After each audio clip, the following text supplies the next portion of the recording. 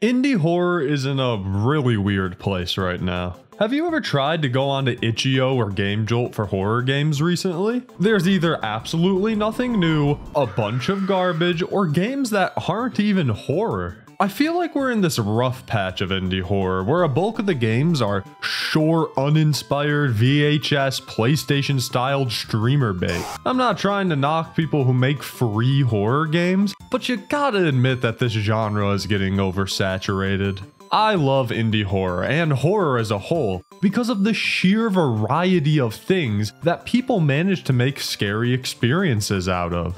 Signaling for aliens, being trapped in an art museum, running a phone hotline, tomatoes. Creativity can be brought out in the journey to scare my pants halfway across the country. You can come up with anything, and if done right, it can create an effective horror game. Like, could you imagine a platformer about a funny cat inspired by creepypastas that actively messes with your computer? This may match exactly what I just said, but I'll talk about this game instead. Catto Boi, the wall-jumping, biscuit-eating, fourth-wall-breaking, weird rock with teeth-having son of a gun. The series was created by Mango Key, who went by Tamago Iku back in 2021 when the first game was released, The Adventures of Catto Boi. It was a submission for a game competition called the Luigi Kid Creepypasta Challenge 3, which I actually got to judge one of these competitions this year, so this is like Destiny or something. That one game spawned multiple entries spanning the course of a few years. But what started as a creepypasta Luna game inspired contest entry turned into something much bigger and more quality. So in 2023, Mango Key decided to scrap their work and start fresh. They began remaking their series, starting again with The Adventures of Catto Boi, and finally ending in 2025 with the release of Catto Boi Forever. Thus, according to the creator, finally putting the Catto Boi series to rest.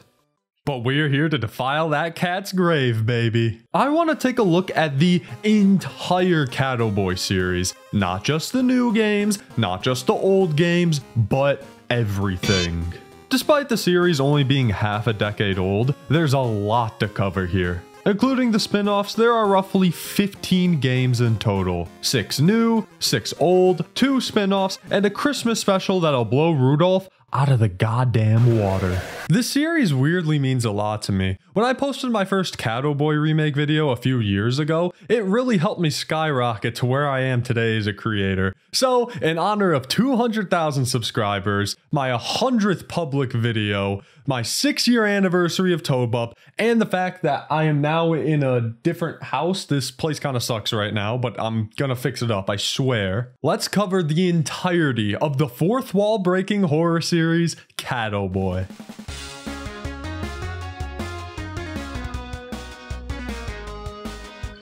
We'll be going in order of release when talking about the games, for the most part. You'll see what I mean later on. And the patient zero of it all is none other than The Adventures of Catto Boi. Not this Adventures of Catto Boi, that Adventures of Catto Boi.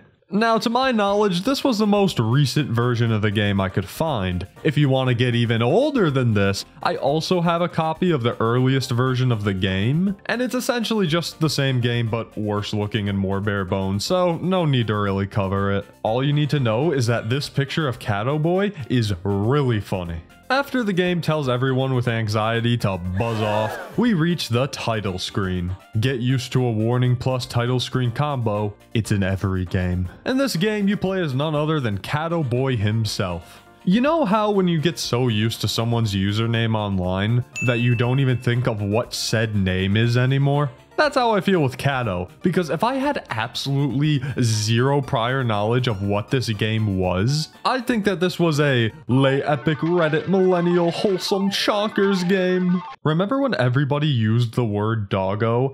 I haven't heard that word in years. God damn it, I relapsed. On to the game itself. It consists of platforming where you have to traverse a level collecting biscuits to complete it. Biscuits, huh? Yeah, my favorite midnight snack is a giant gradient square too. I can't get enough of those, I guess. Now, this is the formula for almost every Catto Boi game, a platformer where you need to collect something to advance where you play as Catto. I'll make sure to mention if there are any gameplay changes moving forward, but I can tell you now, this has the worst gameplay hands down, if you can even call it that. If you thought the horror elements were the only thing that this game got from the .exe genre, you're sadly mistaken. All you have is moving and the ability to jump. In later installments, you get so much more, but for now, it's just the absolute bare minimum. So that's the crux of Catto Boi. Jump and collect. Great, great. Let's talk about the other stuff. The first level, Spring Hills, is basic yet still somehow annoying. If you fall from a platform, you have to restart the entire level because there's no way to climb up that high. No enemies, no real obstacles, nothing. There's a very meticulous path to get to the biscuits, but that's really it. The next level is more of the same, but it's orange now to indicate it's a sunset. I do like the music throughout the game, but until we get to the remakes, it's all taken from Sega and Nintendo, so not really a point towards the game, I guess. I also accidentally did the jump of despair and disaster. Whoopsie. The last level is more of the same, but with a slightly different theme. But this is where it all changes, because on the third level, right before you complete it, something appears to go wrong. The game glitches for a bit, closes, and the creepypasta starts to flow freely through the game's veins.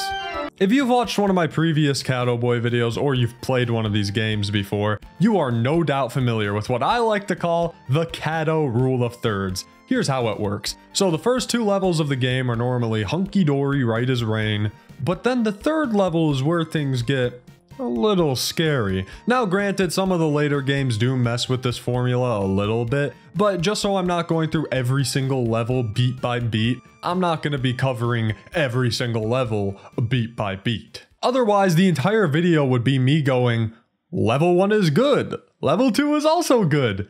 Is that the fucking devil?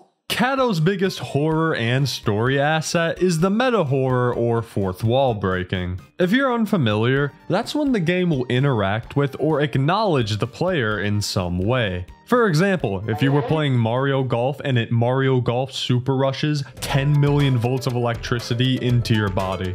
Okay, this game doesn't exactly do that, but it does mess with you. Everything's all glitchy and corrupted, including both of the menus and the game itself. Make your way to the end of the now corrupted level, and don't you dare go into the corners of despair and disaster. There's a lot of despair and disaster in this game. Making it to the end nets you a bouncing window and another game crash. A new level's been unlocked though, the night level. Now, these levels might all just be retextured variants of each other, but I like these colors. I'd recommend not touching whatever the hell this is though. I am genuinely scared. What the fuck is going on here? You know the drill. Run to the end through the glitches, something scary happens, and this time it's some sort of distinguished gentleman. And his friend is here too. Oh boy. The next phase of the game occurs, and don't forget that this game has loud sounds. Trust me, I've noticed. I've also noticed that you shouldn't quit the game at this point, because then WD Gaster bounces around your screen. There's not much gameplay-wise to talk about for the rest of this game, although after braving the tunnel of question marks, you can collect another biscuit. Man, it's been a while since I've seen one of these. Oh my god, Gaster, can you fuck off? What was that? The game goes full evil mode after this, even turning Catto into the same gentleman from before. It's once again just a walking simulator until you inevitably crash one last time. I also hadn't figured out capturing these games properly at this point, so whatever text was here didn't get picked up, sadly. Let's just imagine it said, "Congratulations for winning, here's your prize." Now it's a very strange prize, but it's the thought that counts. The game finally ends with a code that translates to dead, meaning that Catto Boi has suffered an unfortunate fate. Oh, and of course there's rocks with teeth because, yeah, of course there is. And that marks the end of the adventures of Catto Boi, and honestly, it's kind of fun to talk about. How many of these games do I have left again? Gonna need some more squares. Now, if we're rating this game as a creepypasta game, it's actually not too bad. There's some actual platforming and goals you need to achieve for one, and the fourth wall breaks can be cool. And it's a unique concept in the grand scheme of creepypasta and EXE games. However, if we compare this to other indie horror games, yeah, ignoring the obviously cheesy creepypasta images and completely unrelated scares, this game just isn't good. All of the levels are essentially variants of the same thing. It might not be a straight walking simulator like other games of this kind, but it's not much more than that. Not to mention that it's not a very pretty game. The weird combination of regular ass pictures with the pixelated art style is just so jarring, and not in a good way. And who gave this cat lips? That's just not cool.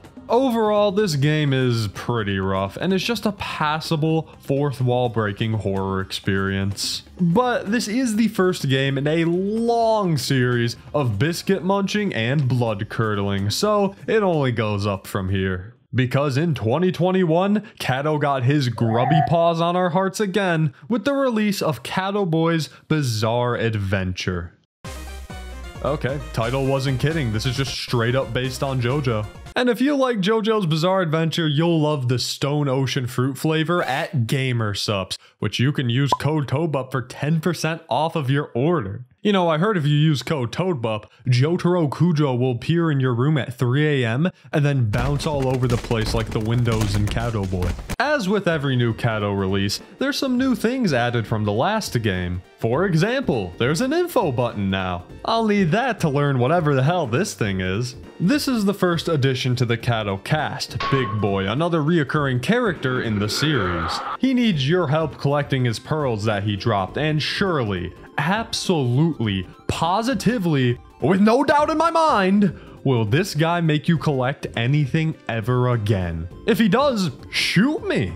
The platforming hasn't changed much. There's the inclusion of pits now. Is that what you wanted to hear about? It's really just more of the first game gameplay-wise and not much else. The story is where it's at though, and Big Boi needs you to collect pearls 2 more times after this. The Catto rule of thirds kicks in, as after Big Boi thanks you for collecting pearls, he gets all hyper-realistic and your game crashes. Unlike the first game, this one doesn't try to hide the horror aspect at first. I mean, the first game was all glitchy before it got all bloody, but there really wasn't any of that bloodiness in the first act like with Biggie over here. Back to the game, it lets you do 1 more level and then evil Big Boi makes that gross ass noise again before closing your game. This is the perfect place to point this out, but these games are really annoying to capture footage of. You can't just capture the window because then you'll miss all the fourth wall breaks and whatnot. But if you do a whole desktop capture, whenever the game goes from window to full screen for a jump scare, which it does a lot, it does not load in on OBS. Thankfully, I found a workaround after getting through like 5 of these games, but that means for some of them, you're experiencing the jump scare through a still image that I put in manually. Ooh, scary. Catto Boi goes further into hell as everything's all gray and sad now. Also, you can kill him. This is the first aesthetically distinct level of both this game and Adventures, putting you in a graveyard theme where you collect bones. Is it just a regular level with a gray color palette and tombstones and nothing else that makes it distinct whatsoever? Maybe, but after that you get to walk to the right for a minute. One trick these games like to use a lot is reading your computer name to give you a scare. Okay, so Catto and I are on a first name basis. What's so wrong with that, huh? Was that who I fucking think it was? The next few levels are standard collectathons again, but this time with brains and hearts. But that's not the important part here. The important part is that you can analyze a very important detail from these levels. And that is, whoever the villain of this game is a loser. Have you ever seen that one picture where it reads, when someone starts Twitter beef, one person's bound to start talking like Sephiroth? Yeah, that's this guy. I am eternal. The immortal don't die. Oh, Marco, I like your style. Why aren't we bullying this guy? I'm not sure if it's intentionally all grandiose and edgy, but I'd bet that it wasn't, at least not at first. You insist? Impressive. Stop it!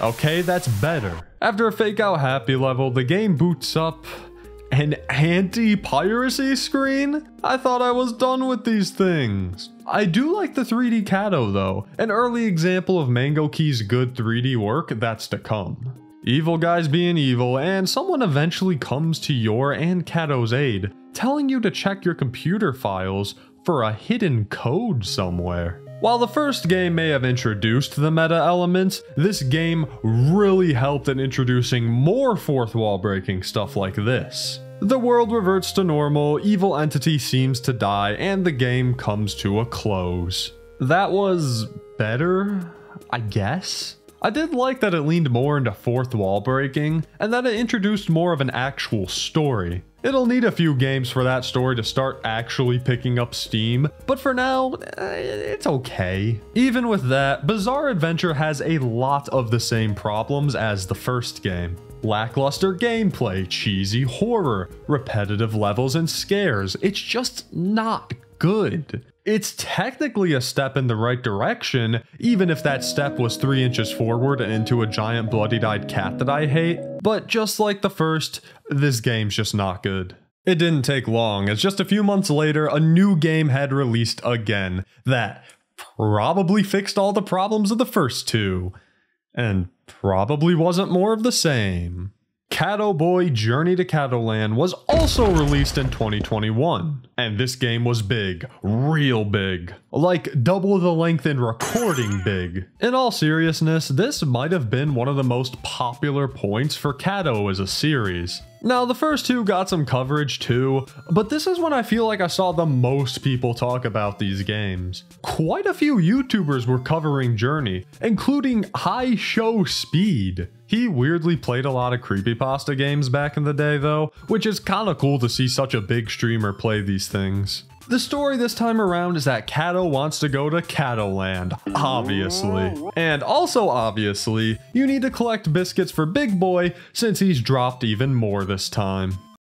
One new addition to the game series is the ability to choose your own name, rather than having your computer one be read. This is a really nice touch. Not everyone wants to be doxxed live by Big Boy, so it's a good quality of life change to the series. Not much different with the initial levels, but the platforming is improving. It's still nothing great, but you can tell Mango Key was starting to learn better level design. Nothing of note here until the legendary Cattoland approaches. Tip: where am I? Me and you both, brother. After Cattoland, the next level is... oh.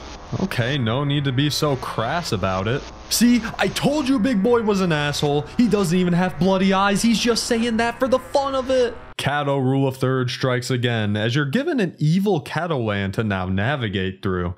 Game crash, loud scream, jump scare that doesn't pick up on OBS, it's all pretty standard. Except when you try to open up the game, the evil entity begins speaking directly to you. Another classic Catto Boi trope, moving your mouse around the screen. You can't see it because I didn't have mouse capture on for this one, but I swear they're doing it. And they swear that they can do far worse. They just don't feel like it right now, I guess. Anyways, the game reopens and you make Catto off himself. Cool. When reopening the game again, you're in this weird blue area now. Not sure how this place is supposed to be scary, but I found this dog. This level is a nothing burger, but the jump scare at the end is pretty unforgettable. Listen, I get that the weird WD Gaster is my wallpaper now, but what was with the red bug that killed me? Is that the entity? Is that his minion? Who was that? And it's never explained. Why is there a bug? In these games, every now and then, a note can appear on your desktop. Listen, Catto's will is cool and all, but the note on the desktop thing gets a little old, especially when you have to manually check and open like 12 of them. For some reason, fourth wall breaking games can't reach my actual desktop, so they go to the one on my C drive. That's like an extra 3 clicks for me. I'm way too lazy to do that. I'm a YouTuber. Boot up the game again and... wait, that's not right. Now, I have played this game before, but the first time I did play through it, I did fall for this fake out. And after that level, a bit of the gray shake, and whatever the f this is, you're back to some good old walking. It's hard to write for portions like this, because really, what's happening here? Catto walks to the right, gets jump scared, area changes, jump scare, repeat. At least after a few more short walking portions, we do get some more story. Catto seems to become aware of the last few games, as he starts to question why the entity keeps doing this. This is also where you become a part of the story. Yes, you right there. Sorry, buddy. Looks like you have to be slaughtered alongside Catto now. The entity is an absolute bitch, though. The second Catto pushes back on the evil speech the entity is giving, they just rage and restart the game. Another fake out level, this time mimicking Bizarre Adventure. And when you get to the end of the level, there's a jump scare of... oh my god, it's the bug again. Why is it the bug? You're requested to find a code on your desktop to proceed any further. I guess the entity is testing you? Who knows? But now you get to explore the hub world and run into a strange black cat. They also appear to be able to open text files just like the entity, and they want to help you out. This is Minori. She's another important character within the story of the games. I also thought she was a bad guy before I played through all of the games. You can see this error on my classic Catto Boi lore board that's been rotting in my closet like a cursed object. Minori helps out for about 3 seconds before the entity's like, who the fuck was that? And decides to put an end to things once and for all. The entity also likes to swear quite a bit, by the way. It's just like, come on man, there's a comical amount of swearing in these games. Pace yourself a little. As Minori begs for mercy and apologizes profusely, the entity breaks the screen.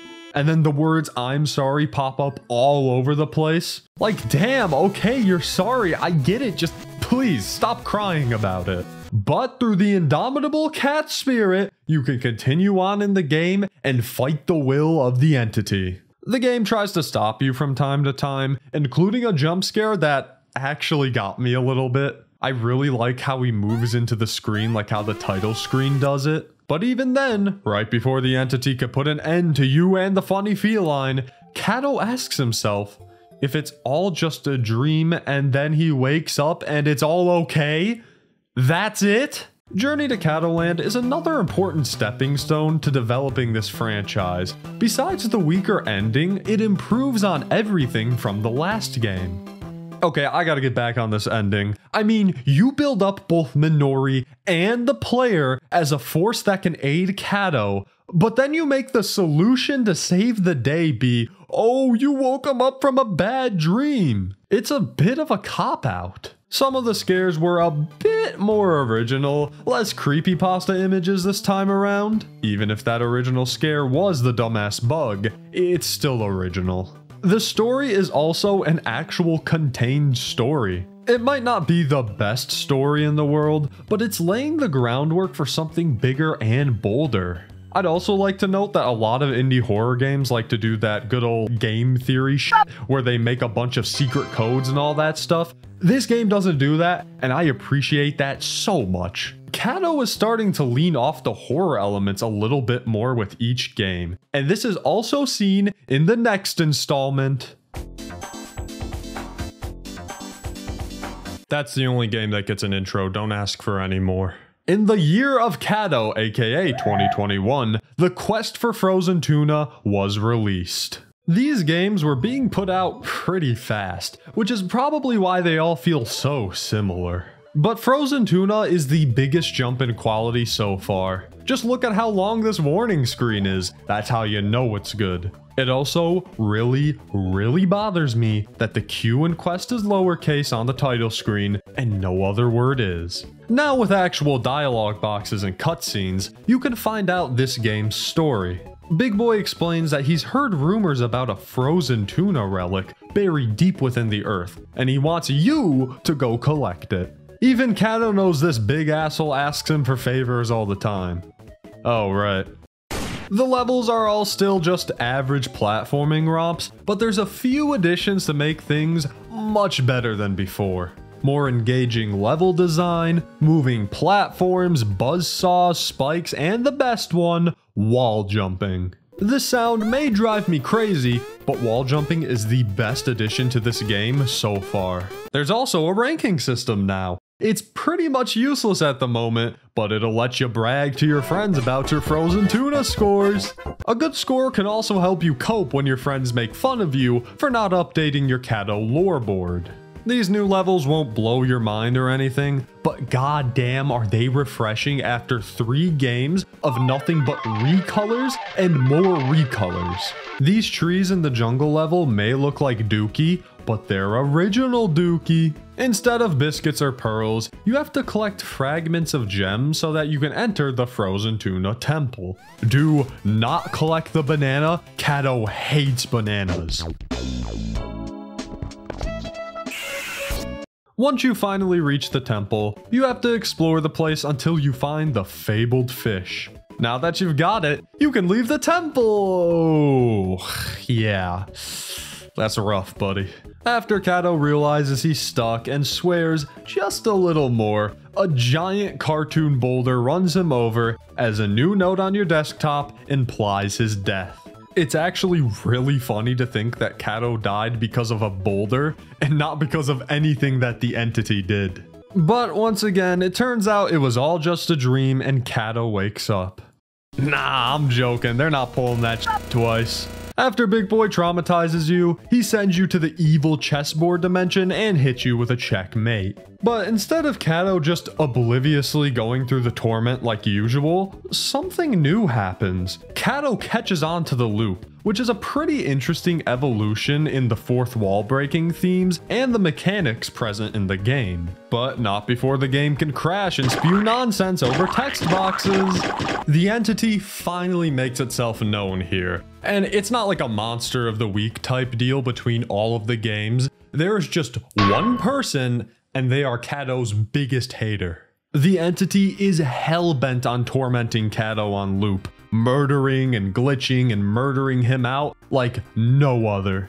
Also, they really like to use Big Boi as a vessel for some reason. Like that time the entity decides they're done with Catto and go after you personally. Wait, what? What do I have to do with this? I've got some torture for Mr. Bupp. Catto Bupp? Nah, Toad. Big Boi entity chases you through the scary chest dimension where you've really gotta move. The platforming's not difficult, but they are fast and they are also a sore loser because even if you do outrun them, they do all of this.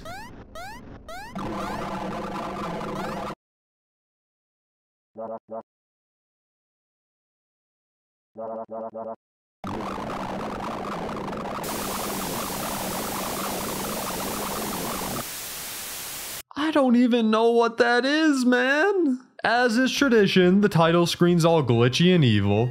In my game, high scores are redundant. Can I rot already? Thrown back into the cave temple area, Catto finally confronts the entity. It's called mindfuckery, kiddo. Oh my god, just send me to the next level. Even when it's a fake Big Boi, he's still having you collect items for him. I did accidentally break the game at this point, but it was kinda funny. So as Big Boi was turning all evil and scary, I guess I was able to walk away, which reset the dialogue. So he kinda just had to stay there and shake for a little while he went through all the dialogue again. One more Big Boi chase scene as you jump out a window to escape him, I guess. Must have been the window of pure anger, because the entity just freaks out so hard after this.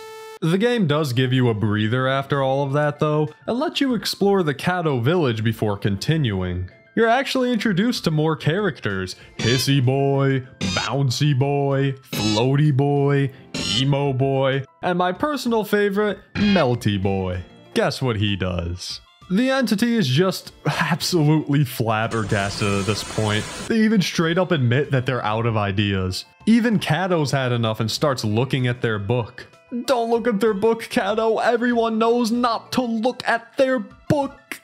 I really like the line that says, "Fuck task manager." That's just... That's so funny. Why is that funny? This is another big turning point for the story, as we finally learn more not only about the main antagonist, but about our role as the player in all of this. So while we're a filthy real worlder, they all live in the Catto world, aka a phase world. The entity wants to destroy all of these fake phase worlds because it's funny, I guess, but for some reason they can't destroy this one. So instead they decide to destroy everything in it. That's basically the same thing, but whatever. Anyways, hit me with a kitty jump scare, some rapid mouse movements, and a sayonara, and that's how you destroy a phase world, I guess. But don't worry, you could just keep bugging the entity until you come back to life again and stand up to them. But all of a sudden, a text box pops up to help you out. No, it couldn't be. Minori? Holy shit, what a twist! As JoJo music blares in the background, Catto and Minori prepare to erase the entity for good, saving this phase world forever as Catto thanks you. Oh, also you could get a bad ending if you got caught by Big Boy during an earlier chase scene, or if you delete Catto's file instead of the entity. You know what? I agree with Minori on this one. Sorry, guys. And that was the quest for the frozen tuna. Bit of a step up from Freaky WD Gaster, I can't lie. Frozen tuna was a very ambitious step in the Catto series, and it paid off well. Not only is the platforming actually somewhat entertaining now, but there's an actual plot and new characters and secrets and alternate endings and no evil bug. Not to mention that there's actual level design at play here. Hopping between different shades of the same stage got real boring after a while. Frozen Tuna is the clear indicator for when Mango Key wanted Catto Boi to be more than just a little horror game. It expands upon plot threads and ideas from past games, and helps build this world and how it operates even more. Now, this game still isn't great, the dialogue and horror are still cheesy as ever, but it's improving.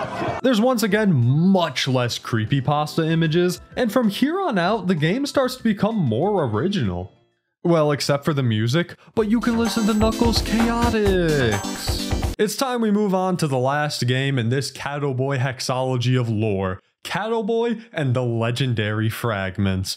My patience is in fragments with Big Boy, if you know what I'm saying. He has you collect stuff in this game too, doesn't he? This is the big one. You know why? Because of one simple thing. They rounded him out. Can we have a moment to pay our respects to the cubed Catto sprite? Rest well, my old friend. In my opinion, this is the best game out of the original releases. Sure, the last game, Village Quest, does some things better, which we'll get to. Legendary Fragments feels more like an event, a proper finale both gameplay and story-wise. Just the title screen shows this off. Not only does everything feel way cleaner and more quality, but the info tab shows that there's a lot more to do this time around. Let's claw our way into it, shall we? An intro movie reveals that many a years ago, 6 whole fragments were scattered across the island the cats live on. These fragments were put together to stop a beast from another universe who threatened them all. But the beast has returned to terrorize the island once more, in the far-off year of 2025? Oh god, the entity's been real for months! Anyways, collect the fragments, you know the deal. The hub world is the most lively it's ever been. You've got characters like Bob, Stupid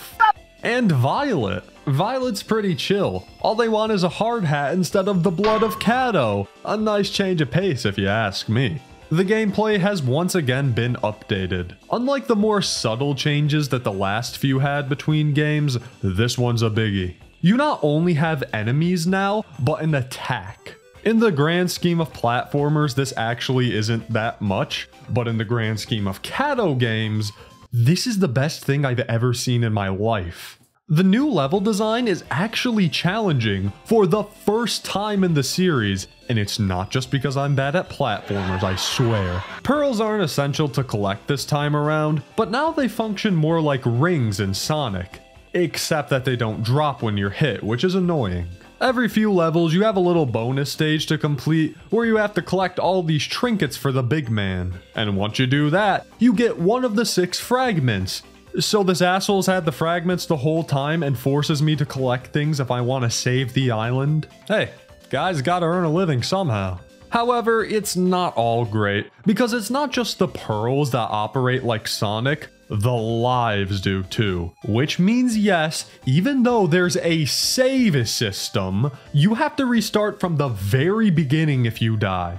Granted, I was pretty reckless when I lost all of my lives, so that is on me, but come on now. You can't have a whole ass save system and then pull this chicanery. But it's not all platforming, it's also perjury. This game breaks the tradition of the Catto rule of thirds, and the 7th level is when things get all cattywampus. You eventually come across this dead Catto when the game bugs out, and gives you another anti-piracy screen. I don't know why I laughed hard at the skeleton cat, but I did. From here on out, the solid gameplay is no more, and we're back to creepypasta and lore territory. The next level is your classic evil, scary walking to the right, but at least there's obstacles unlike the other times this has happened. And I even got a perfect grade. This level marks the return of the entity, and they immediately get to work. Game crashings, fake outs, bouncing around the screen. We're home, Catto. We're home.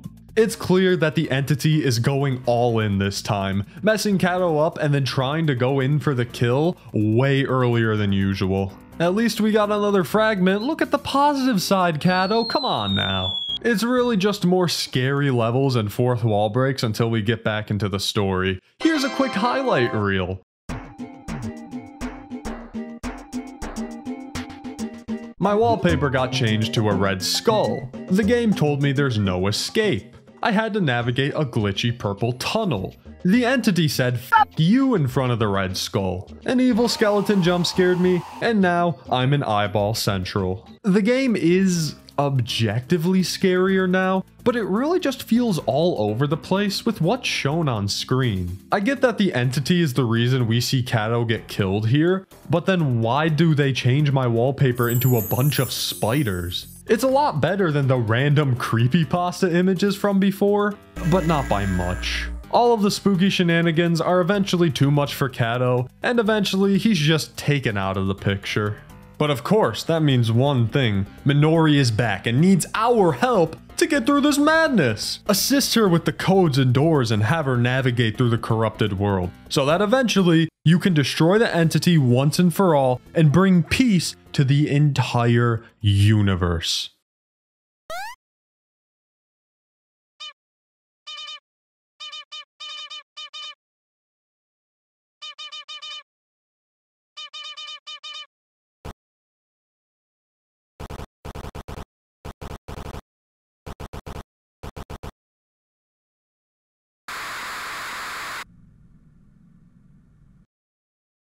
Okay, at this point, they better reveal Bob as an omnipotent god because I don't even know what to do anymore. With Minori and Catto both incapacitated, who's left to fight? Well, it turns out that it's not Bob who's the omnipotent god, but Violet. Violet explains what's going on again as Catto regains the knowledge of Minori, the entity, and the player. It seems like Catto does retain a little bit of info from the last few phase worlds, but at the same time, he doesn't remember the fates of said worlds. Violet gives us a refresher on the entity's goals and powers, telling us that once again, we need to take him down before this phase world gets tooth-rocked just like the previous ones. So, with Catto ready to defend his world and the entity at the pinnacle of their power, it's time for the first ever Catto Boi boss fight. It's just okay. Now don't get me wrong, I'm happy it's here, but it's just a little annoying. Since you have to swipe at close range, you've always got to get close to them, which means you're gonna get shot point blank, fall on the spikes, or just be hit by them because they too can hit you if you touch them. which means that it's a 50-50 shot you'll be damaged if you land a hit. Thankfully, the game recognizes this too and gives you a bunch of health potions on the floor. Damn, the entities gotta be so pissed if they didn't notice the actual rows of health on the ground. As you damage them more and more, the attacks become more intense as you finally deal the last blow. The fragments you collected before combine because it turns out the beast mentioned in legend was the entity, I think. Anyways, doesn't matter because the entity is now defeated. And I'm not saying defeated like the last few times where they just come back immediately. I'm saying defeated. As in, you'll never have to see that damn bug again. Minori thanks the player for saving the universe as opening the game up one last time rolls the credits. Door into Summer from Knuckles Chaotic strikes back, baby! And that puts an end to the story of Catto and the entity. Was it a great story? No, but with each entry, the story was actually built up. New characters were introduced, the villain was elaborated on, it acted like a series of video games. You'd be surprised how many games don't do that. A lot of fourth wall breaking horror games like this, especially in the creepypasta or EXE genre, don't explain their fourth wall breaks or really why they're happening. While it might not be fair to compare Catto Boi to some of these games since it's a series of games rather than a quick one-off scary Sonic adventure, Catto did originate from the EXE community. Legendary Fragments is an example of something I want to see more of in horror. A full-fledged original horror game that utilizes elements from the EXE genre. Now, a lot of EXE games have problems, 42 minutes worth of problems. But I think that an original horror game that utilizes the EXE genre effectively would be so damn cool. I mean, there's some good stuff out there on Game Jolt and whatnot, but those are all based on Sonic and Mario and Dig Dug. You never get to see people be able to make profit off their worth, or be generalized because of the stigma of EXE games, or even posted on a bigger platform like Steam. A good, original EXE-inspired game is something I've been craving to see someone take a stab at, and I think that's exactly what Legendary Fragments is. Especially when we get into the remakes, but we'll talk about that later. With all that being said, Catto Boi and the Legendary Fragments is the best game so far. It's got better gameplay, a more elaborate story, and more fourth wall breaks than ever. I wish there were more enemies and obstacles than just the cat with the gun, and the horror was prioritized a bit more than gameplay, but you could tell Mango Key wanted to make more of a game rather than a horror game. But this next game is way more horror based than platforming based, so ignore the last few sentences I just said and gorge yourself on my Village Quest review, you masochist. Released in 2022, Catto Boi Village Quest is the last mainline game in the original Catto Boi series. Remember, if you're under 13, get your ass out of here! Village Quest is a very interesting game because it doesn't continue the story from Legendary Fragments, but rather starts a new one. It feels very out of place as the last entry due to technically being the last game, but I'm sure that wasn't intentional. This was one of the last things besides an unrelated spin-off release before Catto Boi went on hiatus and got a total reboot, so I'm sure more was planned originally. But enough thinking about what could have been, we've got Village Quest and Village Quest only. You have to live with that. The story goes that you need to find Big Boy's biscuits, and also some other various gizmos and gadgets. This game's more of a return to form for the Catto Boi series. No crazy, overarching stories or boss fights or anything, just pure Catto platforming and collecting. Not too many changes gameplay-wise, except that the attack was removed, you now have a heart system, and you could do a little dash. I like these changes enough though. I think a health meter works best for a game like this, especially since the Pearl system last time was kinda wonky. The levels feel more polished, the background graphics and sprites don't look like MS Paint anymore, so those are some pluses. While it doesn't have as much going on in the gameplay as Fragments, it makes up for it in better level design and aesthetics. But as I mentioned before, there's a reason this game is simpler gameplay wise, because it focused on something else this time around: horror. Now you might be thinking, Toadbup, you stupid, dumb, idiot, moron, Catto Boi is a horror game. Okay, maybe you aren't thinking that exactly, but Catto's kind of been leaning more into story and gameplay with the last few entries, rather than horror. So while it was still implemented back then, you can't deny it wasn't simmered down. Village Quest turns up the horror to levels I've never seen before. No, really, I've never seen this before, and frankly, I'm a little worried.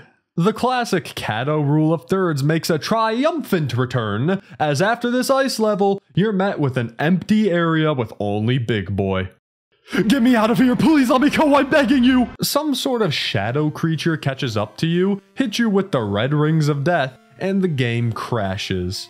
Now listen, I know it sounds like I was complaining earlier about this game being more focused on horror, but I think it's a neat idea. It'd be like the opposite of legendary Fragments, giving a little treat to those who enjoyed the horrors of Catto more than the gameplay. With that being said, the horror in this game kinda returns to its roots in the EXE genre, but not in the way you'd think. I'll elaborate on that when it comes up. The game's all sorts of messed up as you have to, once more, navigate a glitchy area. At least he's having a good time. All I've done is collected a black biscuit and had a stroke. Unfortunately, Catto's sins caught up with him, as after traveling for a bit, you're dragged down to hell. Sorry, Catto. Who would have thought hell bounces your window around the screen? A game crash occurs, and this is my time to mention that I had to record this one in a virtual machine, so it might just be a little bit slower than the others. It just wouldn't run on my main computer for some reason, but this ended up being a really good thing in the future. I'm grateful that this rotten cat corpse didn't function right. The next few levels are a little scary, a little spooky, and have you collecting hearts. Now, are you a fan of Sonic.exe? If you are, I need to ask you a question real quick. Look very closely at this image right here and tell me if anything seems familiar. I'll give you some time too, just a couple seconds. Are you finished? Good. Now you may have noticed just one little thing. This is the same kind of level that was in Sonic PC port, down to the flower eyeball. And if you didn't notice, hand over your Sonic.exe card. Yes, you. I know you didn't know what it was. Okay, thank you for not fighting it. You'll be getting this back at the end of the day. Once again, Catto was always kind of in that EXE territory, but this time it's a bit noticeable. Besides the PC port-esque level, a jump scare from Sonic EYX is just straight up copied at one point. Now, am I looking way too deep into this and it could all just be a big coincidence? Maybe, but I don't f**k around with Sonic.exe. Everyone knows you have to be professional with that guy. After the painstaking collecting process, this new entity does, I forgot he did this, what the hell? And traps you in a maze of evil for a bit. You'll eventually get a note that tells you to put this patch file into the game folder, which is kinda cool, but what's not cool is that the note was actually made by this new threat to trick me. Wait, on second thought, why did I blindly follow what that note told me to do? Catto gets that EYX jump scare I mentioned before here as well. Tell me that's not the same thing, come on. But as you may have figured out, this new entity reveals that it's not the entity from the past at all. Like I said, that guy's donezo. This is a whole new threat who's not only more efficient than the entity, but doesn't talk like Sephiroth nearly as much. This is Torment, and Torment's way cooler because they let you play this little top-down Catto game, and I like that. It might be a new perspective, but it's still just collecting things to advance in the game. Like I've said a few times now, not much gameplay-wise to this one. I do like the idea that you're collecting pieces of a code to enter debug mode though. That's a really cool concept in this game. Using the fact that it's a video game to escape torment through a debug mode. It's little fourth wall breaks like this that make the game cool. It's not all just smiley face jump scares. The safety only lasts so long as torment chases you down. Now, I'll be honest, I fumbled this chase scene hard. I totally expected this to be something I could redo, but nope. If you fail to escape Torment, the game is over and Torment wins. Like I said, this guy is way more efficient than the entity ever was. Only took him one game to destroy everything. And when I say the game is over, I mean it's over. Because it then shuts down your computer. What the hell, man? That's my SpongeBob tester. Thank God I was in a virtual machine, because if I had lost almost an hour of footage, I think I would have cried. If you manage to escape though, as Torment traps you in place, you can reset the game with a real patch file, and it's finally all over. Or is it? This is why the game feels so weird as a finale. It's either, oh, Catto is dead forever now from this random ass new villain and the world is destroyed. Or that guy might return, but it's normal for now. Definitely could have used more of a finite ending, but also could have used less Big Boy. So we're all suffering here, alright? But that is the end of Village Quest. Once again, a bit of an oddity of a game. On one hand, I love the lean into horror and how much more put together this game is. And on the other hand, this was kind of boring. I think it is the second best game in the original series, but compared to Legendary Fragments, it just didn't sit with me as well. Maybe if it was a bit scarier, because I do like the idea of Village Quest and Legendary Fragments being kind of like contrast to each other. I give this game a broken Catto out of 10. On to the next game.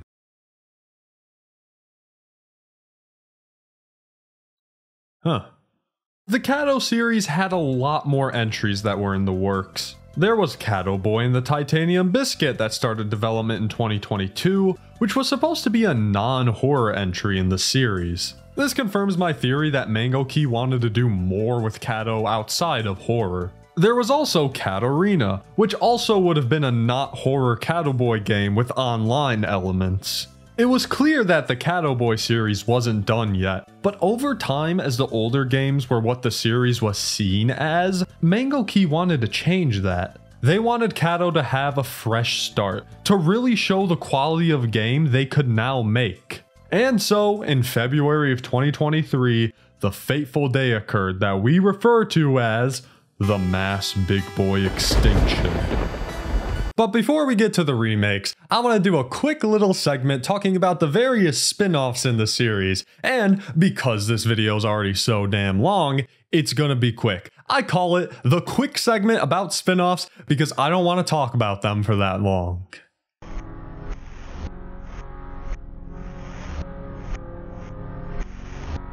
There were a total of 3 spin-offs available to the public: Catto Boi Christmas Special 2021, Catto Boi Trouble in Loveland, and Doggo Boy's Fantastic Adventure. Let's start off with the Christmas Special because it's the shortest and least original game of the bunch. This game is exactly what the title says it is, a Christmas 2021 special, nothing more. Oh, but look at his little silly Santa hat! It's Christmas in the cat village, and Catto is eager to celebrate. For some reason, his sprite is weird now. Like, it's good, but there's no black outline, which makes him really stick out next to the others. Really, all you could do here is talk to all the residents about Christmas, my melting man included, of course. And this lasts for about 12 seconds, as after you leave for the village, things fall apart pretty quick. Game crashes, yet another skeleton wallpaper. This franchise loves its skeletons, by the way. And you get one last scare before being left with an ominous message that reads soon, and a link that leads to an image of a fragment. This was obviously just made as a little thingy for Christmas and a teaser for Legendary Fragments. Nothing really to say here except it does not bode well for this game when I rank everything at the end of this video. Now, you might be thinking to yourself, is it fair to rank a 3-minute Christmas special on the same scale as every other game I'm talking about? Well, answer me this. Was it fair for God to melt a cat into the fucking pavement? Didn't think so. Next up is Doggo Boy's Fantastic Adventure, which released in 2021. From what I've read, this game was made as a way for Mango Key to take a break from Catto Boi and just goof around. Doggo Boy is essentially just a bizarro version of Catto Boi. You play as Doggo, which please reference what I said at the beginning of the video about the word doggo. And it's very similar to an early Catto Boi game where you've got to collect things. The game eventually gets all glitchy and evil, and it does also break the fourth wall. Although it does do something kind of cool when you reach the end. It opens up a bunch of command prompts, and I think it pretends to delete the game maybe? Also, why is Aoni there? Doggo doesn't have nearly as much luck as Catto though, as once this strange entity catches him, who I believe is the same entity who is after Catto, it's over for this fella. Does he get a mysterious stranger to help him or a second try at life? Nope, God forbid this dog gets a happy ending. Trap him in the spikes for all eternity immediately. Not really much I could say about this game. I do like it more than some of the oldest Catto games, but that's not a very hard bar to pass. And the last spin-off and last release before the series reboot is Catto Boi Trouble in Loveland. In this game, you play as somebody who goes on dates with Catto Boi. Do you see what I do for all of you? I don't like this. I've seen this cat get grinded into a meat patty. The last thing I need to do is date him. Also, he's a cat. Why am I dating him? Okay, technically it's to have a friendship with Catto, but don't beat around the bush, game. The game is called Loveland, and my character is trying to get with this cat. You cannot convince me otherwise, and I don't like it. There's two reasons this game exists: as a joke and as a way for Mangoki to try out Renpai, a visual novel engine. It takes heavy inspiration from Doki Doki Literature Club, another horror visual novel. And hey, both Catto and that game break the fourth wall, so this is a match made in heaven. You go on various dates with Catto, having to make a decision every now and then, and I really don't want to go through all the story beats here, so I'll summarize this as best as possible. You get to know Catto more and more, and eventually his friend Big Boy. Hanging out, eating a lot of cat food, nursing Big Boy back to health, you know, the usual things you do on a date. He mentions not having reproductive organs at one point. I didn't need to hear my silly little guy say that shit. The dialogue is just kind of weird. It's generally okay, but it just feels so weird. Everything's just so weird. I don't know. They cry a bunch. Some of these conversations just don't feel natural. And then having to see Catto and Biggie act and have routines like normal people is just not right. You do get a plush of Minori at one point, which is kind of cool. I want a Minori plush, what the hell? Mangoki, you better make Catto plushes and sell out one day, I swear to God. There's also a CG every now and then, which is cool. But the music and game idea isn't the only thing taken from Doki Doki. Finding your friend dead in their room is too. The Catto rule of thirds doesn't exactly apply here, but either way things still go pretty horrible and everything gets scary pretty fast.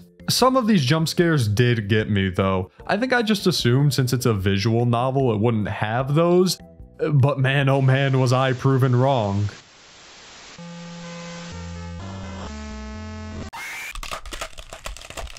As the world begins to corrupt, you and Catto are pulled out of the crumbling reality. What? What? The entity is revealed to be behind this whole thing. Who could have seen that slick bastard being behind this?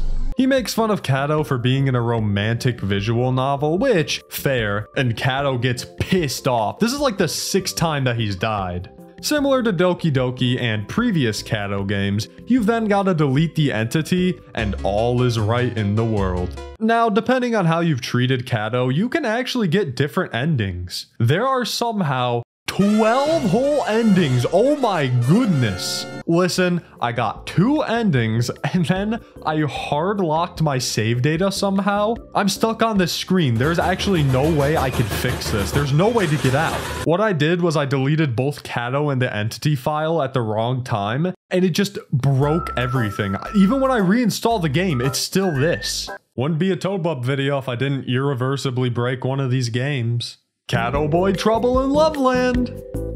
I don't want to talk about this game anymore. It was okay, I guess. It was cool to see different attempts on the Catto Boi formula, but it's clear that all of these spin-offs had their faults in one way or another. Doggo Boy was probably the best one, but at its best, it's just an okay Catto Boi game. Spin-offs weren't Catto's cup of tea, and that's okay. If anything, they made the already huge series feel a little bit bloated. Think about it. This is a game that had 6 mainline entries and 3 spin-offs in the span of like a year and a half. That puts FNAF and Garten of Banban to shame. But that's alright, because as I said, in the year 2023, the mass big boy extinction occurs.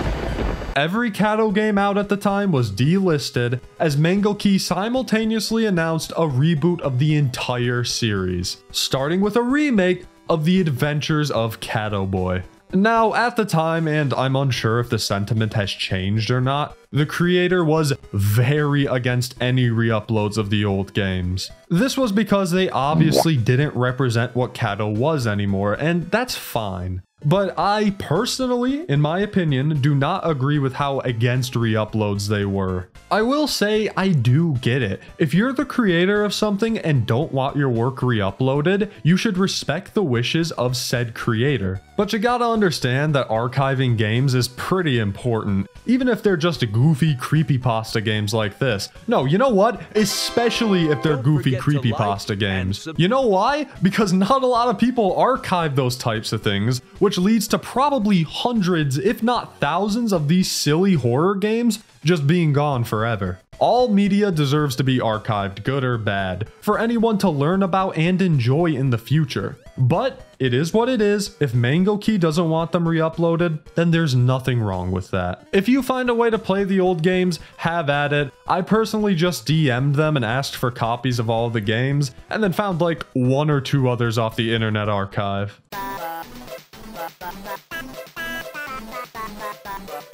But no need to live in the past though. This is 2023. This is the year The Adventure of Catto Boi remake came out, old man. This was a complete turnaround for the series. Completely original, reimagined from the ground up Catto goodness. That cost $2 whole. Oh, my bad. 2 AUD, not USD. If I had to pay that extra 70 cents between you and me, I would lose my mind. It's at this point that I recommend you do go and play the games for yourself before watching this. The remakes do cost money, but you can buy them individually, and it's like 20 bucks if you get all of the games, which is honestly a pretty good deal. $32 if you include Catto Boi Forever, but that one's pretty different, and you'll see what I mean when I get to it. The link to get the games is in the description. So anyways, here's the thing about The Adventures of Catto Boi. I've talked about it twice already. You know what? I'm just gonna have someone else tell you their opinions on this game. Believe it or not, I'm not the only Catto Boi enjoyer who someone foolishly gave an audience. Take it away, guy known for only liking Catto Boi and definitely nothing else. Thanks for that. Anyways, before I start talking about the cat game, I know you guys have one burning question.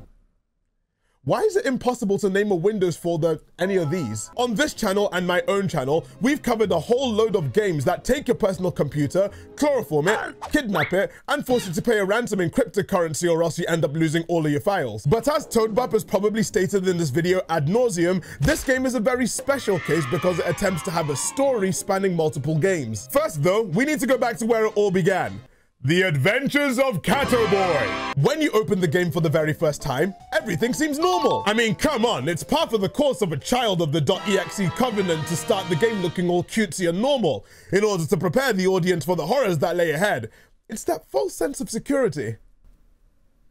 As for the actual game, Catto Boi is a simple collectathon platformer. Again, it's a horror game, collecting things is in its nature. But this is where things are different from the dumpster of the executable files of old. Catto Boi actually has engaging gameplay. One of the most common issues with creepypasta style games is that they're kind of boring. We really got duped into thinking the pinnacle of horror was just press and hold the right button while music plays until a spooky image shows up.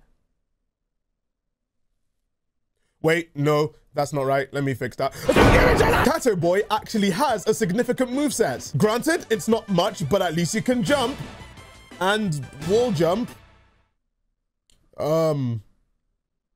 Yeah, Toadbop's probably going to mention the other movesets later. As the player, you're tasked with collecting 5 biscuits scattered around the map while avoiding hazards. At the end of the level, you get given a grade based on how fast you completed it, with the highest possible grade you can get being an S. The levels get progressively harder as you continue playing through the game, culminating in the 3rd level. You thought you had it easy, huh? Well, here's a bottomless pit. Doesn't seem bad at first, does it?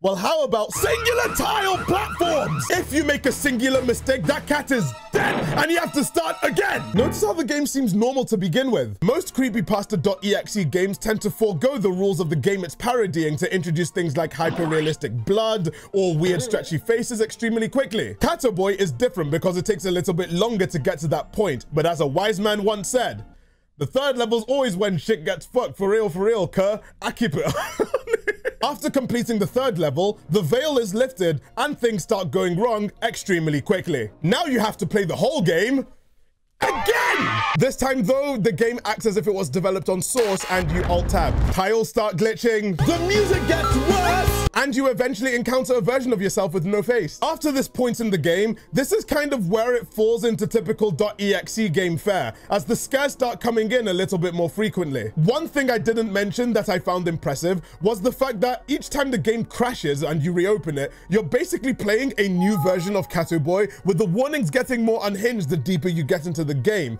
to the point where it just ends with The warnings also set the stage for future installments that Toadbop will talk about later. Catto Boi also reveals one of its other tricks up its sleeve by finding the 4th wall and breaking it. I mean, it is a child of the .exe covenant that I mentioned before, so there's a checklist it has to go through to be approved, including but not limited to a cutesy menu, the rule of thirds, the game knowing the name of your PC to scare you, and a jump scare that happens when you think the game is closed. Those ones are always fun. The last major level in Catto Boi decides to put your platforming skills to the test. Before this point in the game, there was little to nothing to write home about with regards to the gameplay, as the structure of the original levels are entirely lost to make way for the scares, but they come back with a vengeance, as not only are you blessed with bottomless pits and single tiles to jump on, but they're also off screen, forcing you to be patient as you're sliding down the walls, as dying at this point in the game will reward you with an Alt F4. Hurting Catto Boi is a lot more intense in this part of the game, by the way.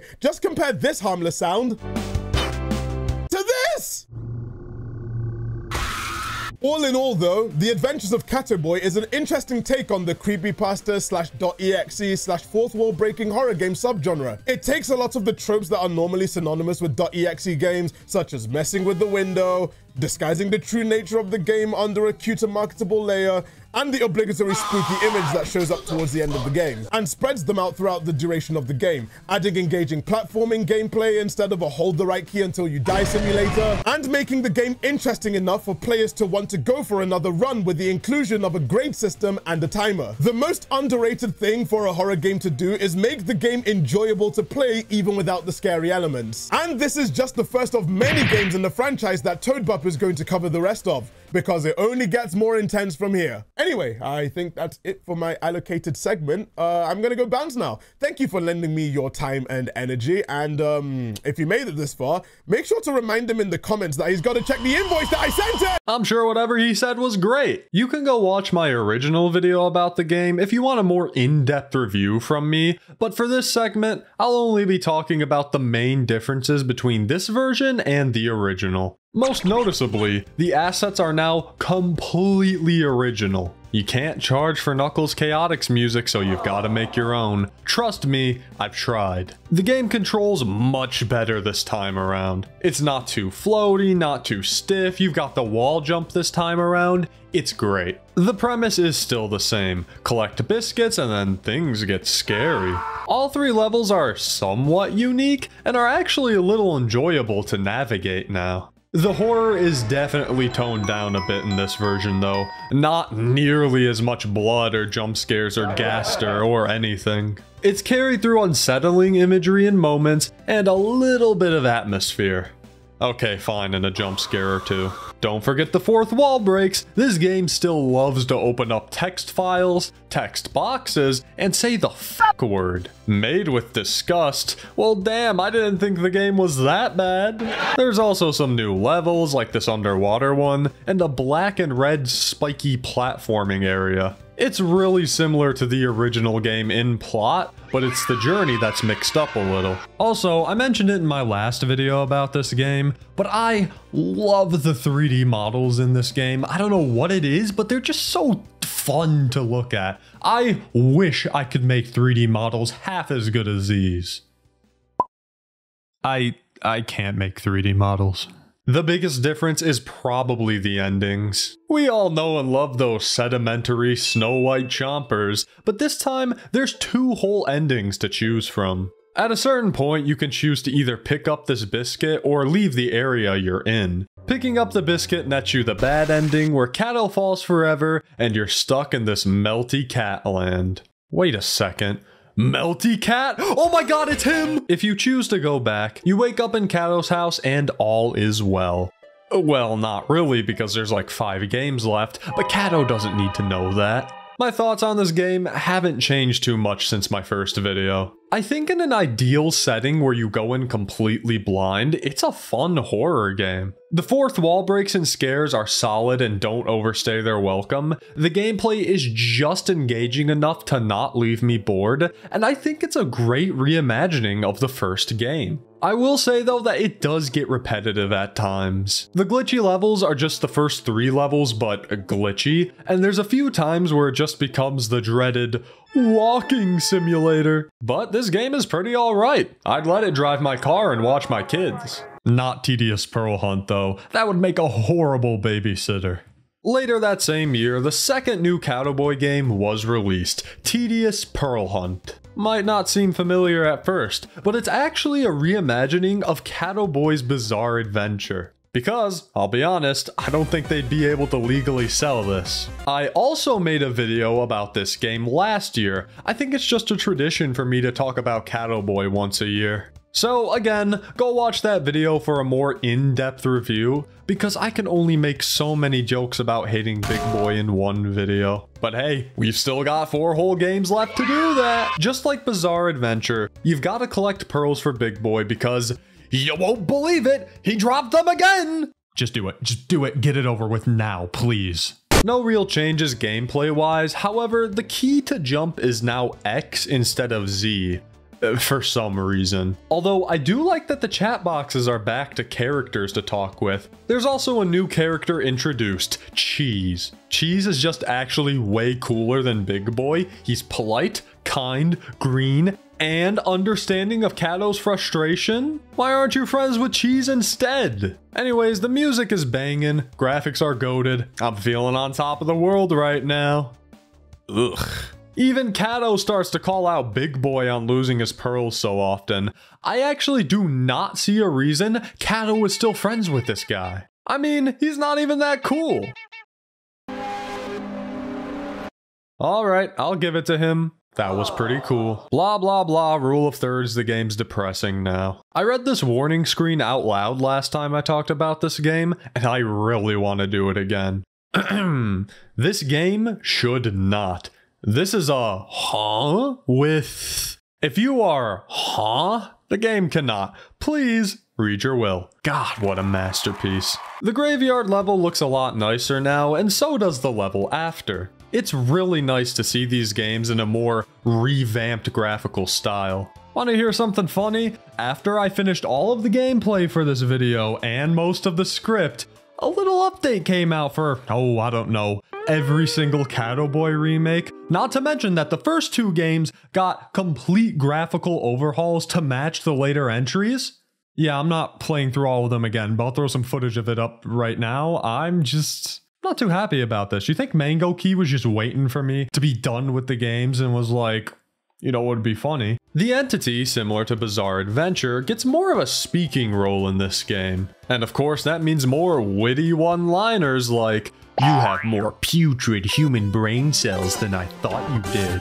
The entity only says that though because you chose to go up instead of down in this level after the graveyard. I'm not sure what this has to do with my intelligence, but after going down and seeing this, I think I'll just go up from now on. After this bloody Catto title screen, you're in the thick of it once again. Now, I actually really like these next 2 levels. They're very pretty. I love the 3D models of the brains and hearts. And the biting sound effect just scratches an itch in my brain. Oh, you can meow in this game, by the way. You've been able to do that since, like, legendary fragments. Whoops, forgot to mention that. Collect hearts, brains, a dead Catto, and then your will. Forgot to mention it, but the sound design in this game isn't too bad. I really like the jarring, scratchy, loud-ass noises that Mango Key either made or resourced for this game. Way better than that one gross-ass noise they used before. After being sent to Hell Jr., your game crashes as the entity tells you it's too late. It's in fact not too late though, because another notepad tells you how to save the game by finding another code on your computer. These remakes amp up the meta elements not just with the horror, but with what you've gotta do. Finding a code is just the beginning of it. The games do some cool shit later on. Anyways, you've saved the day. The entity's like, "Nuh-uh, you didn't win yet," and then makes you choose to kill Big Boy or not. You think I choose to kill him? What kind of person do you think I am? I wouldn't do that. If you keep him alive, the entity respects your decision and then just leaves, and then the game restores itself. I personally think the entity was actually about to lose regardless, so they just pretended like they were sparing you instead. Because if you choose to kill Big Boy, nothing changes. The ending is still the exact same. In fact, Big Boy is still alive even if you kill him. Anyways, doesn't matter which ending you get because it's immediately improved upon with the game Loaf Time. You loaf and that's it. That puts it above the last game. Tedious Pearl Hunt is a good transitional point from a simple fourth wall breaking horror game to the insanity that is the Catto lore and what this franchise will become. It's really just an expansion of that first remake. Nothing crazy added to make it that much better. I did like it a lot, but as you'll see with the next few games, it gets much better. When you think about it, Catto as a series is really an analogy for personal growth and changing for the better. Ultimately, strengthening your spirit and showing there's hope within the world. I got that all from one interaction with Cheese, by the way. Even later in 2023, the third entry to the Catto remakes was released. This time being Journey to Cattoland. A similar issue to the OG games, these were coming out pretty quick. Even the error screen here says so. Oh, by the way, for practically all of the games, both old and new, it would not let you run older versions of the game. This is fine for the newer ones, but when Village Quest was preventing me from playing until I downloaded the newest version, well, there wasn't really anything I could do about that, now was there? I just shut off my Wi-Fi and that seemed to do the trick, but it was still a little annoying. This game has the same story, except it's a little more straightforward. Catto wants to go to Cattoland, but of course, Big Boy just needs his help first to collect the biscuits. Catto actually tells him he's not gonna help though, thank God. But that smug son of a bitch gets his way eventually. The game hasn't changed much from Tedious Pearl Hunt, but you do have a mini-map this time, which is nice. And also, the key to jump is A now. It's kinda dumb when you play these games in a row, and each game controls differently, but it's a pretty minor nitpick. Levels are alright here, just remastered versions of the original game. The desert level is really ugly though. Why is the floor staring at me? And also, this might be the best music in the series yet. This one song alone clears pretty much everything so far that was original. But finally, you can reach Cattoland. And all of your friends are here. Cheese, Big Boy, Bob and Violet. Wait, Bob and Violet? Holy shit, I haven't seen these guys since like 4 whole games ago. But alas, not even Bob can stop the Catto rule of thirds, as the world gets all spooky with every cat now being dead. Oh no, not Cheese! The candle that burns twice as bright, burns half as long. The game eventually closes after some brand spanking new falling platforms, and surprise surprise, the entity has returned. And they've got all kinds of tricks this time, like moving your mouse in a perfectly straight line. That bastard's gone too far this time. Just like the original Cattoland, you then walk for a bit and then make Catto Squidward Red Mist himself, and then end up in that same old weird blue area. This area is a little different than the older one though, because now to advance, you have to find a secret code. It's hidden in an invisible wall though, no desktop scavenging like most codes here require. Enter the door and finally escape this bizarre blue world. They brought the dumbass bug back? Just like the original, you've got to go through levels from the first 2 games, but you can't fake me out again though. I still have to use A to jump buster. Everybody knows the other games didn't do that. Also the fact that the game does this when you win, so that's a dead giveaway. Once again, I love the use of 3D models in this series. Look at this guy, that's actually kinda scary.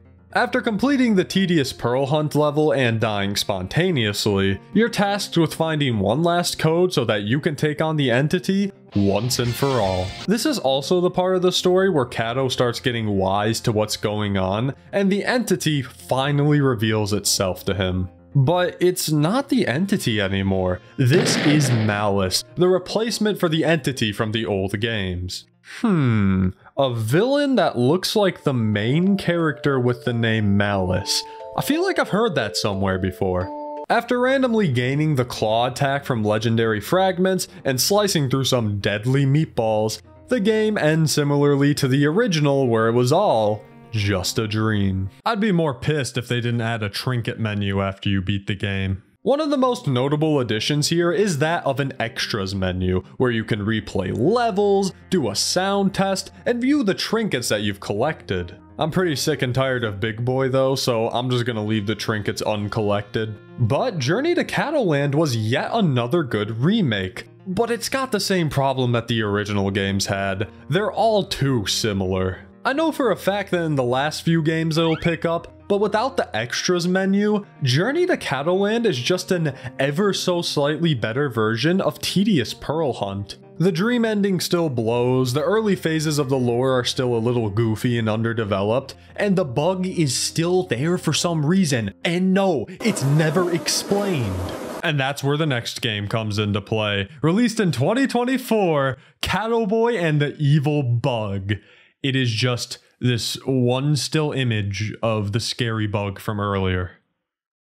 I paid $30 for this game. Okay, fine, you got me. The next game is a remake of The Quest for Frozen Tuna. This was released in 2024, which thankfully was enough time for Mango Key to cook. I feel like the short release windows were making all of the games feel pretty similar, and while less than a year isn't exactly a long time for a game to be in development, it's a long time for a Catto game. I mean, the warning screen text is centered. You need at least a few extra months to do something like that. Frozen Tuna is without a doubt the best game so far, and you can kinda tell that from the title screen alone. There's an actual good settings tab now, the controls and mechanics have been improved and also expanded upon way more, and I didn't mention it last game, but they finally fixed the running. In Journey, you had to hold down shift to run, and since there is no reason to walk ever, you're gonna be holding shift the whole game. So having running be the default was an incredible change. A new combat system was also added rather than just a simple swipe attack. You could do down kicks, small combos, an uppercut that doubles as a double jump. The new combat also makes movement in this game a dream, and by proxy led to so much better platforming. Obstacles and platforms are much more challenging. There's these ropes you can grab onto now and like fly across the screen. I actually had to worry about my lives for once. Speaking of platforming, the levels this time around are the best they've been. Sakura Hills is really fun to explore around and looks great. I love the bright saturated colors of Jungle Jam and how you just swing around a bunch. The ice level pisses me off. There's also quite a few secrets around the various levels, like that classic banana, but do not forget, Catto really doesn't like bananas. But after completing the normal levels and once again navigating your way to the frozen tuna, that old furball gets trapped once more. I'm sad to report though, there's no giant boulder this time to kill Catto, just some lame spikes.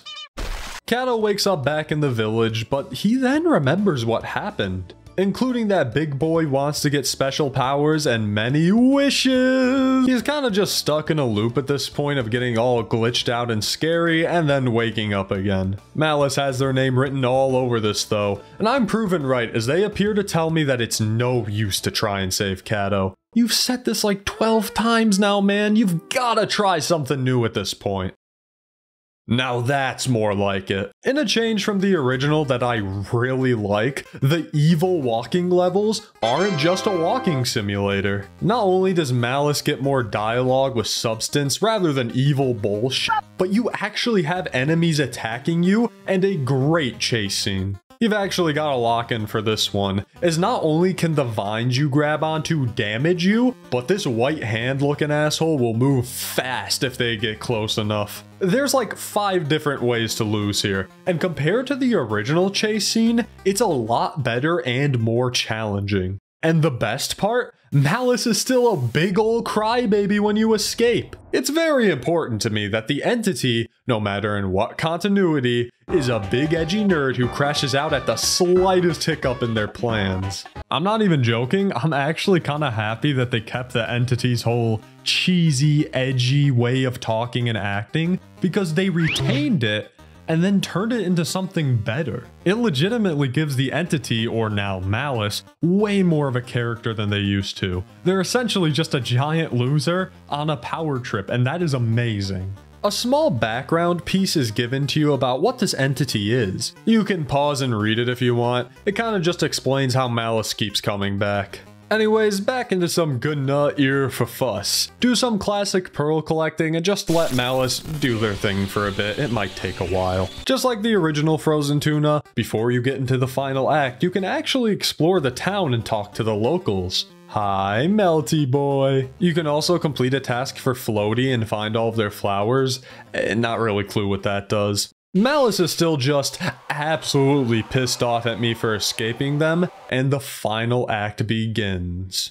Just like last time, Catto finds that same task manager book again, and then Catto's all like, "Who the f*** are you?" And then Malice is like, "You dare speak down to me? Shut up or I'm gonna kill everyone." And then Catto's like, "You already did that, dumbass." I love this goofy dialogue so much. With Catto regaining the knowledge of you the player, Minori, and the game world, he prepares to stop Malice once and for all, again. Oh my god, they call Catto a scrub. That is so goddamn funny. Minori pops in again to help out, and for this part of the game, you actually get to do some pretty cool meta stuff. Delete some files and then make a folder with a certain file provided by Minori. I love when the game does these things. It really makes you feel like you're doing the cool hacking stuff that Minori always talks about. With the two kitties finally teamed up, it's time to stop Malice with a boss fight, very similar to Legendary Fragments.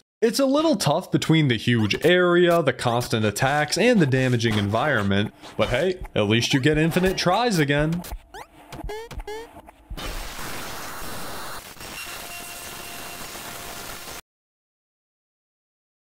Oh, no, you only get one attempt, weirdly. Okay. I guess Catto would be pretty mad at me if he wasn't just erased.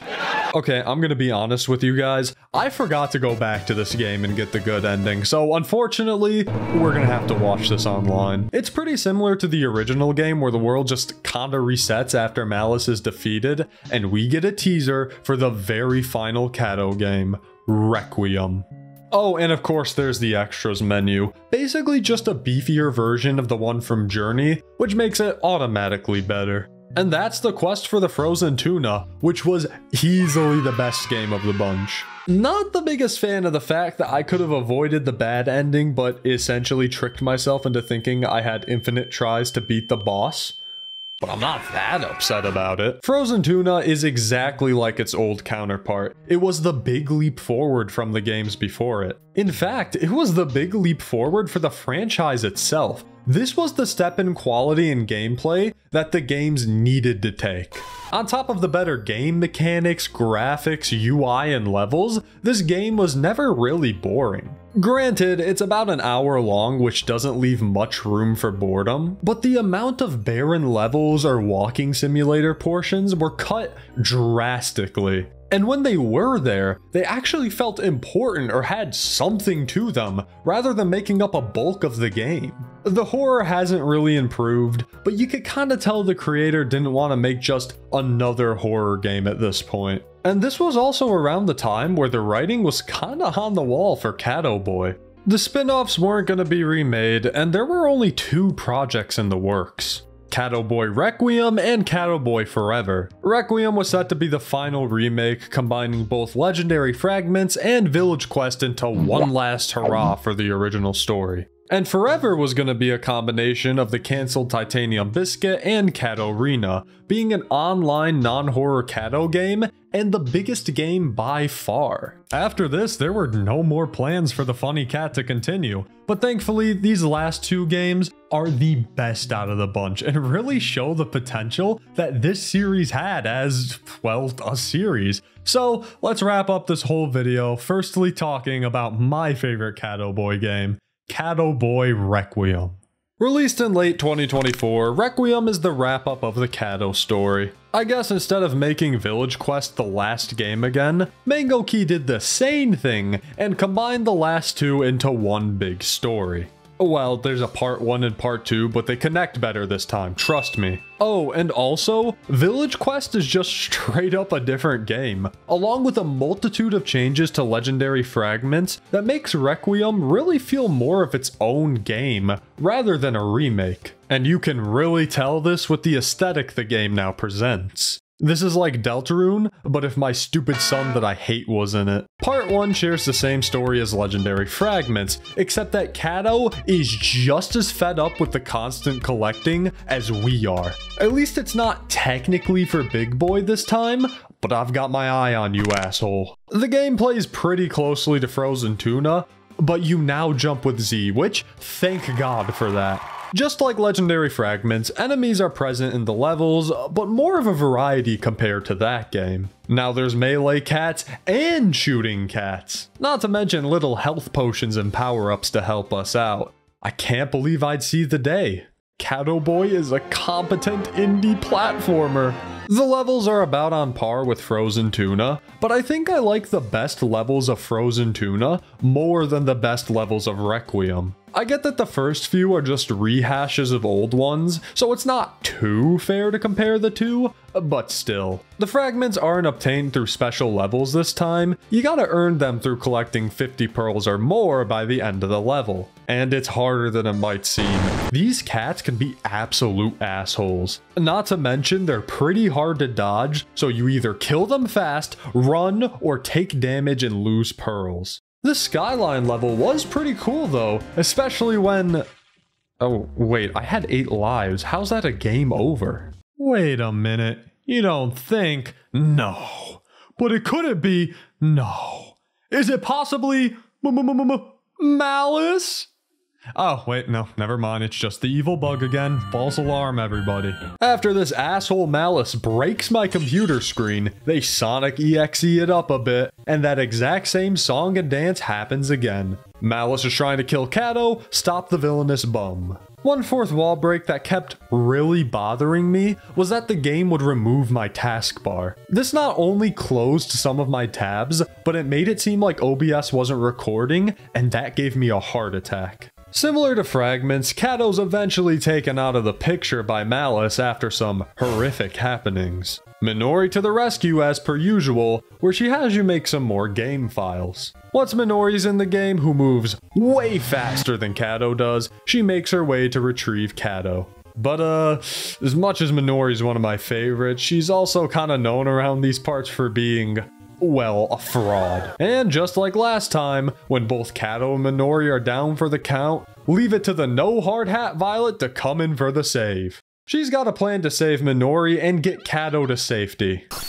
God damn, that was loud. After Violet transports you to a pocket dimension, we get a reiteration of that whole phase world, this is all just a game info dump that Catto has to process. Which is kinda fucked up of Violet to just drop all of that on Catto out of nowhere.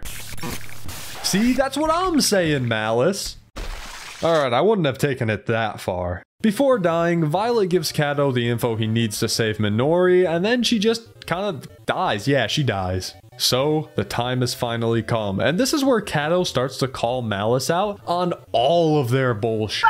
And of course, in classic Malice fashion, they respond with, actually, I was just pretending to be mad this whole time.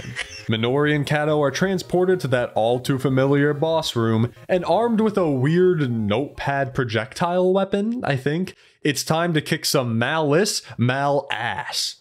Also, Catto wanted a gun, and that's really funny. The boss fight is significantly easier than it was in Legendary Fragments, mostly because since you click to shoot projectiles, I was just able to spam click as fast as humanly possible and chainsaw right through Malice's health. After notepadding Malice, one last chase scene occurs for old time's sake and wait, Malice, I'm right here, where are you going? So, I don't think they were supposed to pass me, but hey, I lived, so I'm not complaining. But as Malice does, they somehow, even after all of the ass beatings we gave them and the coding stuff from Minori, lives through all of that. And in the one redeeming Big Boy moment in the entire series, Big Boy appears out of nowhere, one taps Malice, and then that's it. Malice is actually dead for good, and the game ends. I'm a little worried about Big Boy now, considering what I've said about him, and the fact that he could kill a reality warper with one hit. Although Catto thinks it's weird how Malice was acting before their death, it doesn't really matter because all is safe now as part 1 comes to an end. In a bubble, it's weird that there's 2 parts to this game, but you know, it's actually 2 games in one, so it makes sense. Part 2 covers Village Quest, and like I said before, this is almost an entirely different game. Every single level from Village Quest is gone or reworked into something entirely different. And the entire game now starts off with Catto telling Big Boy to f*** off. Somehow it only took Catto blowing up on him like 3 times for Big Boy to finally realize that he's a terrible friend, and Catto finally doesn't agree to collect his stuff. But then, what does that leave Catto to do? He hasn't been able to rest in ages between the constant collecting and all of the world-ending threats, so finally, he can rest.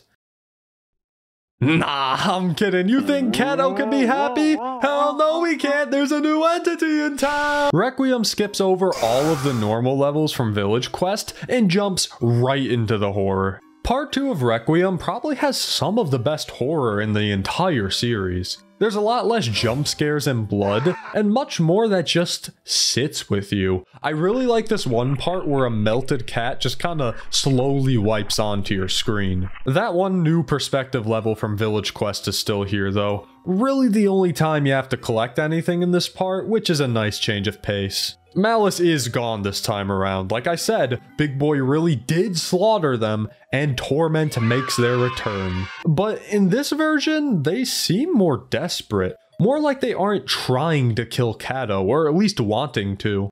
Although they're doing a horrible job at that. Torment gives you this new text file called Truth, which says that it was always Big Boy, and that he's the reason these entities can invade? Oh my god.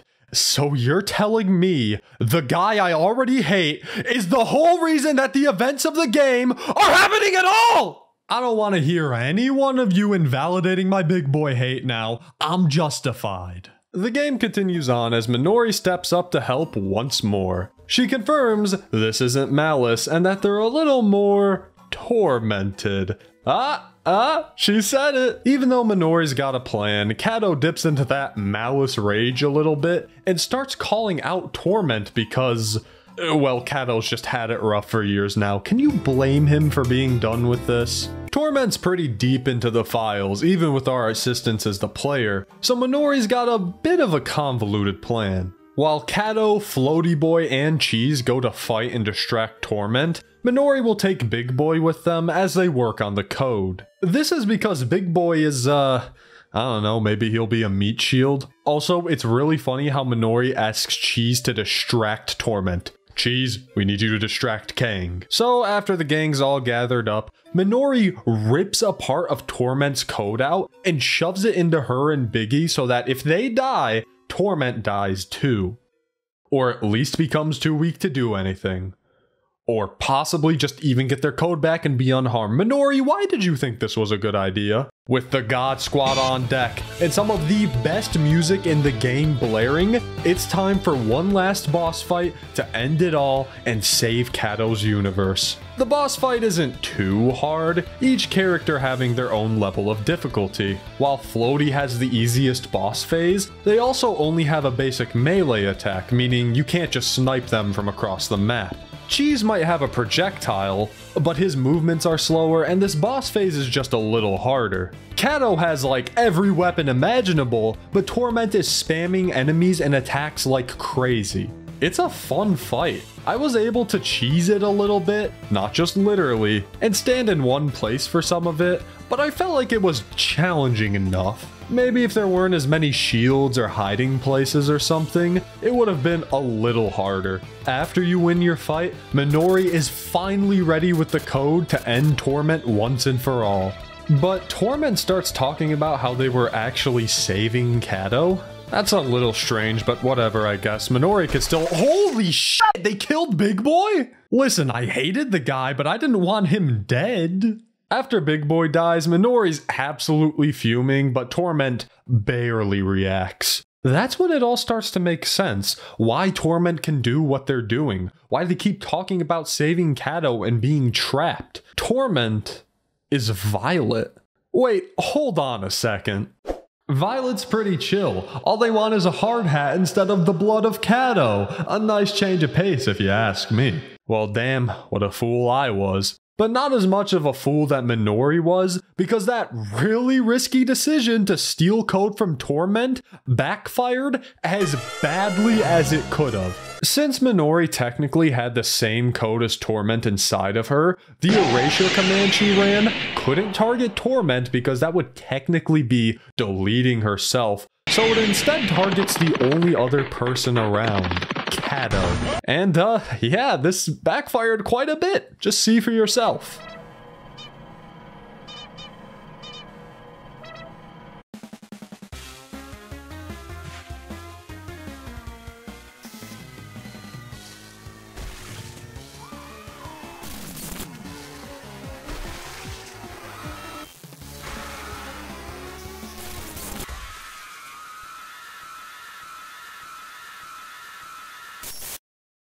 Catto is destroyed and rebuilt into Malice, revealing that the Catto series, the entire thing, is just one big loop. Torment really was trying to save Catto by killing him, because if he lived, Malice is reborn and the universe resets once more. It's all useless as Minori gives up, the bad guy wins, and the world resets once more, continuing the loop that is Catto Boi. Damn, that's pretty dark for an ending to the series. Just like that, Catto's dead, whole universe is reset, nothing else to it? I mean, honestly, that's a pretty bad Oh my god, wait a second. Toadbup canon to the Catto universe, best game in the series. I love the ending, by the way. Now, of course, there is a good ending that I had no clue how to get, where the loop is indeed broken, and Catto kinda gets his happy ending. No more collecting, just existence. But regardless, Requiem is over, and so is the story of Catto. Kind of. Requiem was the best game hands down, and my personal favorite. I mean, it had 2 games bundled in it, it was kind of unfair. Part 1 has great gameplay and a nice end to the story of Malice, while Part 2 honed in more on the scary stuff and fourth wall breaks that made the original village quest great. It also fixed the issue of Torment coming out of absolutely nowhere, connecting it to Violet's death from Part 1. Now, I've been glazing this game to hell and back, but there are still a few issues with it. For one, if you take a look at just gameplay, Part 2 doesn't really offer much outside of one collecting level and the boss fight. It goes back to segments that are just walking to the right and isn't very engaging for the first 10 or 15 minutes or so. I also wish the platforming levels in Part 1 took more inspiration from the platforming genre and included things like mini bosses or other enemies or more mechanics like combat and swinging were. I just feel like despite the increase in quality,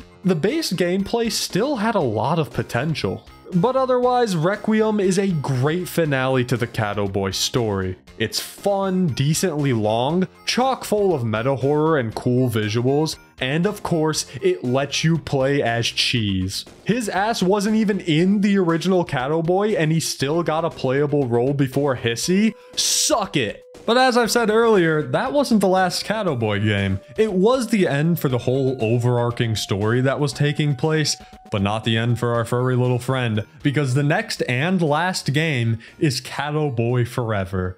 Catto Boi Forever? I sure hope so. Except not, because this is the last game. In 2025, Catto Boi Forever finally released to the public and also allowed me to make this video. This was a while in the making, being the ultimate Catto Boi game that was actually a game. I'm not saying the others weren't games, but this wasn't your typical Catto romp. There's no horror or fourth wall breaking or anything like that at play here. This is an actual platformer with multiplayer, bosses, a unique story, multiple characters, weapons, and more. You could really see the buildup with each new Catto game to this, each entry, with the exception of Requiem Part 2, being less horror-filled than the last. And despite the whole reason I got into this series being the horror element, I really like Forever. I really wish I had someone to play with, but the one guy I knew who played Catto Boi evaporated into thin air after he talked like 20 minutes ago. The story goes that a gang of ruffians are invading the Catto Island, looking for something called the Titanium Biscuit, and you gotta help them. There's like triple the amount of levels in this game than the normal Catto game, including pretty much everything I ever wanted from the platforming in this game. More enemies, solid level design, solid level theming, more bosses, cutscenes, playable characters, the ability to be purple. Oh, I love being purple. You could play through this game either by yourself or host a server to play with friends, or thumb through the extras, or even more than that. There's quite a bit of content to this game, but honestly, I only played like an hour or two in offline mode, so even I have yet to see it all. I'm not gonna give a full review on this game. This is definitely one that you've got to experience for yourself. Mango Key put a ton of work into this big multiplayer passion project, and I hope you can all go and show your support by cattoing it up. So the title Catto Boi Forever is a bit of a fucking lie, because after this game's release, Mango Key officially announced the end of Catto Boi and their own retirement from game development. I'm glad that they got to go out on their own terms and make something they were truly passionate about to finish off this series. But not as glad as I am that I'm done playing these games. Listen, I love the series, but playing 15 games of this in a row is just too much for one person. But before we wrap things up, we have to answer the dire question. How do I rank all of the Catto Boi games? Old, new, spin-offs, everything. Let's get started, shall we? At number 15, very obviously, I have the Catto Boi Christmas special. I mean, it was like 4 seconds long. Number 14 was the old version of The Adventures of Catto Boi. Number 13 was Catto Boi's Bizarre Adventure. Number 12, we've got Catto Boi Trouble in Loveland. It's a little lower than you might have all expected, but the dialogue was just weird. It's gotta go lower. Number 11 was Catto Boi Journey to Catto Land, the old version. Number 10, Doggo Boy's Fantastic Adventure. Yes, I think it's better than the first 3 Catto Boi games. Number 9 is Catto Boi Quest for the Frozen Tuna, once again the old version. Number 8 starts our remakes with the new version of The Adventures of Catto Boi. Number 7 is Catto Boi Village Quest. Number 6 is Catto Boi Tedious Pearl Quest. Number 5 is Catto Boi Journey to Catto Land, the new version. Number 4 is Catto Boi and the Legendary Fragments. Number 3 is Catto Boi Quest for the Frozen Tuna, the new version. Number 2 is Catto Boi Forever, and ranking at number 1, as I've already mentioned, Catto Boi Requiem. Honorable mention to that one old-ass version of Adventures. It technically doesn't count as its own game, but it was too stupid just not to mention. It would have been dead last, by the way. Compared to other meta horror games and platformers, Catto Boi isn't exactly top tier, but damn if this guy and his 15 games of Doom didn't charm me. Catto is a lot of things. It's a unique take on the creepypasta and EXE genre. It's a series full of cheesy scares and mediocre platforming. It's a wacky concept that evolved into something beyond its original intention. It's a game series with a small yet strangely strong community behind it. It's a million zillion things, but I never see anybody talk about this game series, and that sucks. The old games I kind of understand, but these new releases have so much more effort and talent put behind them that it's crazy they haven't gathered nearly as much attention. Now granted, they are stuck on itch.io, which is not the greatest platform for games to get an audience, but they are supposed to drop on Steam later this year in September. I'm gonna cut myself off here. I was actually so late to this video that the collection is coming out today, so yeah, link in the description if you want to go check those games out on Steam. They should maybe be out by the time this video is, I don't know. I'm not trying to hype up this series and call it the greatest horror series of all time, or the second coming of Christ, but you can't deny these games are fun as hell. Goofy, boring at times, cheesy at times, big at times, but they're just pure fun, especially if you've never played them. I'm pretty desensitized to the whole, ooh, I'm messing with your computer shtick at this point, but new players definitely won't be. If there were any game that deserved this long of a video on its series, well, besides all of these games I still want to talk about, it is without a doubt Catto Boi. I'm a little sad I'm done talking about this series on my channel, but there's just nothing else to cover. Of course, unless Mango Key Shadow drops Catto Boi and the Evil Bug, but we can only hope for that. So, to thank Catto for all he's done for me, the community, and anyone else who's played his games, I got just one last question to ask to every single one of you out there. Have I told you about this guy with 2 paws and a few retries, shattered through his paradigm, except for like that one time? Clawing through malice and space to that one wondrous place where friends would shine like a pearl in the sky, and Catto probably won't die. But as his speech begins to slur, I think that we can all infer that over on my computer the awful truth will then occur, where you won't make it in time as your fear goes for the rewind. Adventure to the truth, don't think about underneath. God, I hope I don't see goofy rocks with teeth. Bizarre how I keep returning even when it's the same. A journey to the land of poorly captured jump scares is lame. Then again, I think I'm frozen to the very thought of fragmented scares, and when my mouse moves a lot, it won't take a whole village to act on your part. But when trouble arises, don't just go and restart. It's tedious, I know, but you gotta admit, the journey was all worth it when the window shook for a bit. A universal requiem, the biggest endeavor, cause when it comes to hating Big Boy, I can do that forever. Clawing through malice and space to that one wondrous place where friends can't be tormented at all, thanks to the funny cat that stood tall. And while the world will just unwind, I think that it's easy to find that cheese is always on my mind and malice isn't very kind, and that the advent will be grim, the monster they made of him. Have I told you about this guy who gathered trinkets and cried, but only one last thing that I can't shrug? Why was there an evil bug? Getting fit and funky, is that your desire? Get down and boogie till you catch fire. Dance and shake the soul.